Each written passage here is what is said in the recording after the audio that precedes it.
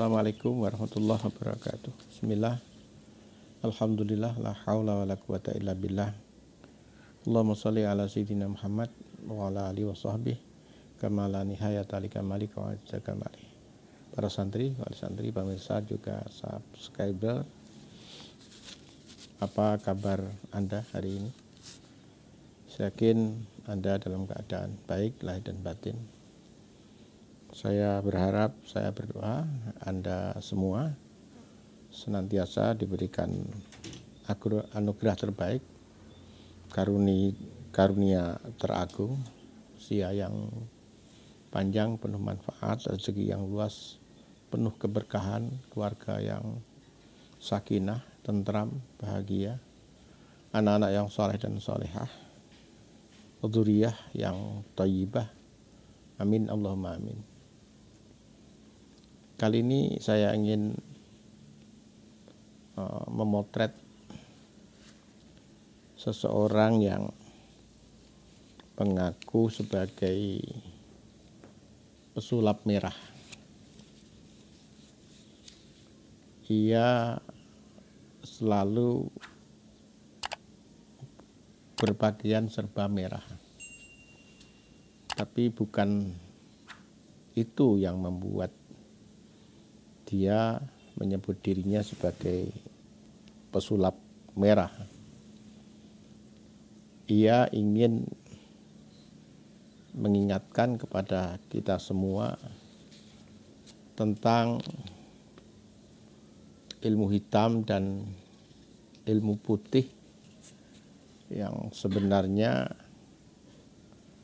itu istilah yang direkayasa menurut pesulap merah. Padahal mereka yang berilmu hitam dan mereka yang berilmu putih sebenarnya adalah orang yang sama. Dibuat kontroversi sedemikian rupa tentu untuk meningkatkan atau mempopulerkan brandnya masing-masing. Mereka yang berilmu putih tentu berpakaian dengan serba putih. Mereka yang berilmu hitam berpakaian yang serba hitam. Tapi sebenarnya adalah orang yang sama. Maka pesulap merah mencoba membuat brand ilmu merah. Sebenarnya pesulap merah ini nama panggungnya adalah Marcel Radival. Tapi nama aslinya sebenarnya adalah Haris Sugianto yang lahir di Tangerang, Banten tanggal 26 Agustus 1995. Sebelum terkenal sedemikian rupa, ia pernah menekuni profesi sebagai tukang ojek, dan itu dilakukan lebih dari setahun. Dari ini kita bisa lihat bahwa Marcel Radival atau pesulap merah ini tumbuh dari bawah. Kalau sekarang kemudian menjadi orang yang demikian terkenal, ya karena berhasil membranding dirinya dengan sebutan pesulap merah, dan kemudian diperkuat oleh aktivitas-aktivitasnya yang mencoba memberikan edukasi kepada masyarakat tentang berbagai hal yang berkaitan dengan sulap dan hal-hal yang berkembang di masyarakat.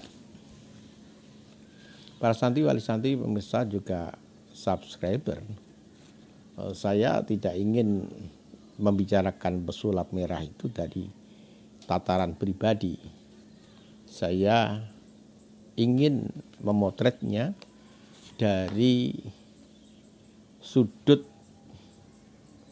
niatnya beliau melakukan aktivitas. Terus terang, saya cukup simpati dengan pesulap merah atau Marcel Radival ini, karena ia berhasil memotret persoalan dakwah, persoalan amar ma'ruf nahi mungkar di tengah masyarakat secara tepat, dan ia masuk di wilayah itu dengan sangat baik. Ikhtiar untuk dakwah amar ma'ruf nahi mungkar ini sudah dilakukan oleh ribuan umat. Sebagian kita kenal tampil di media-media sosial, di televisi. Ya. Sebagian besar lagi mereka tidak kita ketahui karena mereka melayani dakwah di masyarakat langsung dari satu mushola ke mushola yang lain, dari satu tempat ke tempat yang lain. Peran mereka sungguh sangat besar dalam kegiatan untuk memberikan pencerahan tentang agama, juga perbaikan akhlak bangsa ini. Sehingga sampai hari ini, walaupun ikhtiar untuk mencoba merusak bangsa ini dengan modernisasi, dengan berbagai isme, dengan berbagai upaya agar bangsa ini menjadi lemah karena akhlaknya runtuh, bisa dinetralisir oleh para dai yang hampir setiap hari mereka melakukan aktivitas dakwah amar ma'ruf nahi mungkar. Ada satu sudut masalah, yaitu berkembangnya klinik, berkembangnya mitos-mitos yang di tengah masyarakat kita yang terus berkembang dan memang sengaja dikembangkan. Ini sangat berbahaya. Yang pertama, berbahaya bagi akidah mereka. Yang kedua juga berbahaya bagi agama kita, karena agama kita cenderung berkembang ke arah kiri yang kita tidak tahu lagi itu adalah agama atau budaya. Yang ketiga, tentu ini akan menghambat kemajuan bangsa ini karena masyarakat berpikir dari aspek-aspek yang sifatnya irasional. Nah, Marcel Radival ini memotret masalah itu. Bukan sebuah rahasia kalau kemudian di tengah masyarakat ada orang-orang yang dipercaya memiliki supranatural dan masyarakat percaya untuk itu.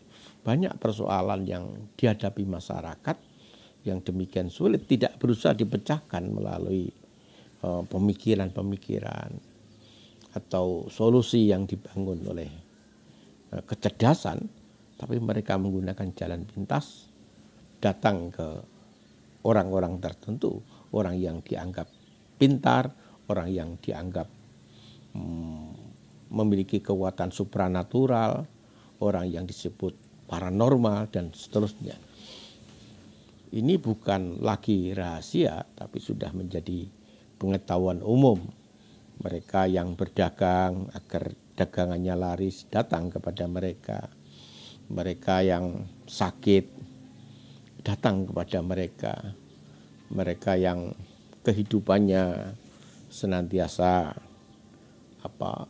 mengalami pasang surut, tidak bisa berkembang, datang kepada mereka.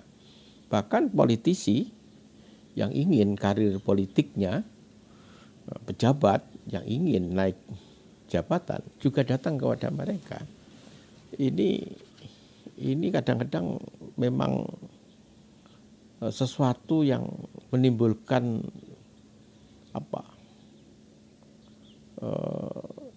tertawaan.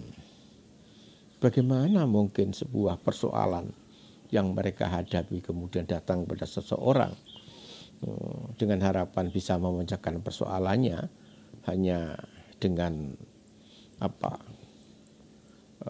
aktivitas yang sama sekali tidak masuk akal. Bahkan dengan aktivitas yang cenderung tipu-tipu, dan lebih celaka lagi, aktivitas yang cenderung tipu-tipu ini dibingkai dalam bentuk agama.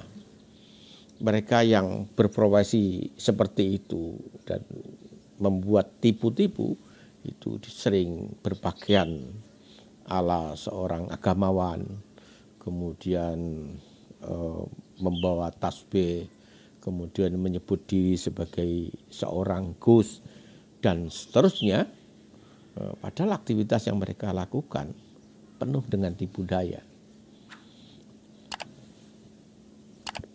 Dakwah dengan kalimat-kalimat yang disampaikan oleh para ustadz, para alim ulama sebenarnya sudah juga menyentuh hal-hal yang sifatnya seperti itu.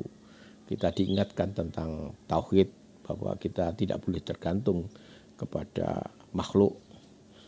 Hanya Allah saja yang pantas kita menyerahkan seluruh harapan. Allahus Samad, Allah adalah tempat bergantung. Sering dilakukan. Tapi karena dakwah model seperti itu tidak langsung berhadapan dengan masalah, maka perdukunan dalam tanda petik yang kata Marcel Ladival penuh tipu-tipu dan cabul itu terus berkembang. Mungkin banyak juga orang-orang yang seperti itu yang memiliki kemampuan supranatural, diberikan izin oleh Allah untuk bisa memberikan bantuan terhadap orang-orang yang memiliki masalah. Tapi yang banyak yang muncul di permukaan dengan promosi, dengan pencitraan, dengan personal branding dan seterusnya, itu adalah kelompok orang-orang yang sering melakukan tipu-tipu kepada masyarakat. Dan Marcel Ladival masuk di dalam wilayah itu dan kemudian menjelaskan kepada kita bahwa seperti itu tipu-tipu. Dan kemudian Marcel Ladival mendemonstrasikan bagaimana seorang dukun kemudian memecahkan sesuatu tanpa menyentuh, bagaimana seorang dukun membuat tipuan membakar tisu tanpa harus dengan api misalnya, atau bagaimana seorang dukun kemudian mengeluarkan barang-barang yang dianggap santet keluar dari perut seseorang, kemudian dimasukkan di telur, dimasukkan di kelapa, dan seterusnya. Marcel Ladival berhasil mengedukasi masyarakat. Loh, ternyata hal-hal semacam itu ada teorinya. Hal-hal semacam itu bisa dilakukan tanpa harus memakai ilmu-ilmu tertentu. Karena hal semacam itu bisa dilakukan oleh magician, bisa dilakukan oleh seorang pesulap. Termasuk bagaimana menggandakan uang, bagaimana memperbanyak uang yang diambil dari sakunya, yang diambil dari saku bagian belakang, dan seterusnya. Nah, ini menimbulkan kesadaran kita semua, sekaligus kemarahan bagi mereka yang menekuni profesi itu. Sehingga di jagat maya ini terjadi kegaduhan yang luar biasa, saling menantang, kemudian saling adu argumen, kemudian saling membawa lawyer dan seterusnya. Tapi apa yang dilakukan Marcel Radival menurut saya sesuatu yang sangat bagus, model dakwah dan amar ma'ruf nahi mungkar yang langsung bersentuhan dengan problem yang sebenarnya. Para santri, wali santri, pemirsa juga subscriber, karena Marcel Radival ini adalah dai dan orang yang beramar ma'ruf nahi mungkar yang sungguh kita harapkan untuk senantiasa ada di jalur itu. Apalagi di Indonesia yang mitos, yang klinik, yang hal-hal yang sifatnya irasional berkembang sedemikian rupa, maka Marcel Radival yang lain, pesulap merah yang lain sangat diperlukan untuk memberikan edukasi kepada masyarakat. Dalam kesempatan ini saya ingin pesan saja kepada pesulap merah dan juga yang lain-lain yang menerjuni bidang dakwah amar ma'ruf nahi mungkar dalam bidang yang tadi saya katakan. Pernah ada kisah anak muda yang miskin dan ia gelisah barangkali seperti pesulap merah karena banyak masyarakatnya berbondong-bondong menumpahkan harapan dan permohonannya kepada satu pohon besar. Ia gelisah sekaligus marah. Sebenarnya ada apa di pohon besar itu? Sehingga banyak orang yang datang ke sana memanjatkan doa, melakukan permintaan, memberikan semacam menumpahkan segala macam harapan dalam berbagai persoalan yang mereka hadapi. Ternyata di pohon itu ada jin yang memang seperti kita ketahui tugas jin ini adalah merusak akidah umat. Nah, kemudian karena dia gelisah dan marah, kalau ini dibiarkan umatnya akan makin tersesat. Maka pemuda ini datang, kemudian mengobrak-abrik tempat-tempat dupa, tempat-tempat menyan, tempat-tempat yang biasa dipakai untuk persembahan orang, dihancurkan semua. Maka jin yang ada di situ marah. Kemudian terjadi pertengkaran yang luar biasa. Jin itu juga cukup sakti karena dia sering dipuja orang, sering diberikan persembahan sehingga dia menjadi kuat. Bertarung dengan pemuda tadi. Tapi pemuda tadi memiliki akidah yang kokoh, maka jin tadi bisa dikalahkan. Tapi cerita tentang jin ini memang ia memiliki kesabaran dan tipu daya. Kalau hari ini kalah, dia punya keyakinan di kesempatan yang lain dia akan pasti menang. Maka jin ini membuat sebuah rekayasa, bisa berkomunikasi dengan pemuda dan dia bisa membidik, mengetahui tentang pemuda. Ternyata pemuda yang miskin itu kemudian terjadi semacam dialog, tolong jangan dirusak pohon-pohon yang biasa orang datang, dengan satu janji setiap hari akan ada uang di bawah bantal sang pemuda.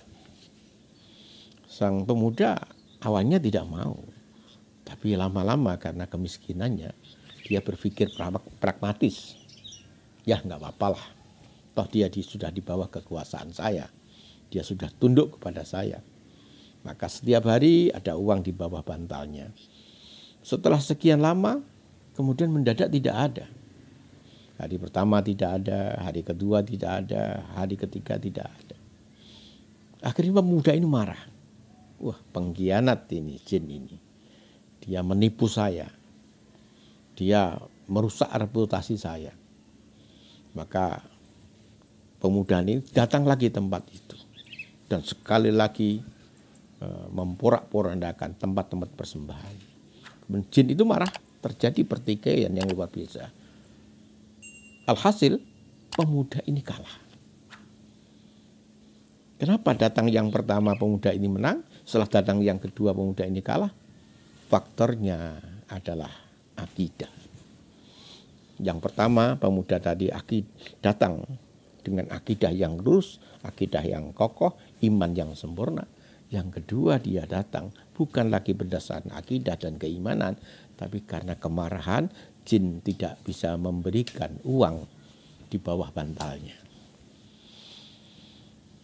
Bagus niatnya Marcel Radival sekarang memberikan edukasi kepada masyarakat agar masyarakat tidak terjatuh dalam perbuatan syirik, tidak jatuh di dalam perbuatan klinik, tidak jatuh dalam perbuatan yang irasional. Sangat bagus. Tapi kita tahu sekarang Marcel Radival adalah orang yang berpenghasilan cukup besar. Tapi suatu ketika bisa saja penghasilannya menjadi sebaliknya. Yang kemudian ia berdakwah, ia mengedukasi masyarakat bukan lagi untuk meluruskan akidah, tapi agar viewernya tetap banyak, agar subscribe-nya tambah banyak, maka pada saat itulah Marcel Radival akan dikalahkan. Kalau sekarang saya yakin, walaupun mungkin para dukun se-Indonesia kumpul untuk bisa menundukkan Marcel Radival, tidak akan bisa. Karena sampai hari ini kita baca Marcel Radival masih memiliki akidah yang lurus. Tapi kalau akidah ini berubah, apalagi 100 dukun, dia Marcel Radival, pesulap merah, akan jatuh dengan sendirinya. Ini surat terbuka untuk Marcel Radival. Terima kasih atas perhatiannya. Wallahu muwaffiq ila aqwamit thoriq. Assalamualaikum warahmatullahi wabarakatuh.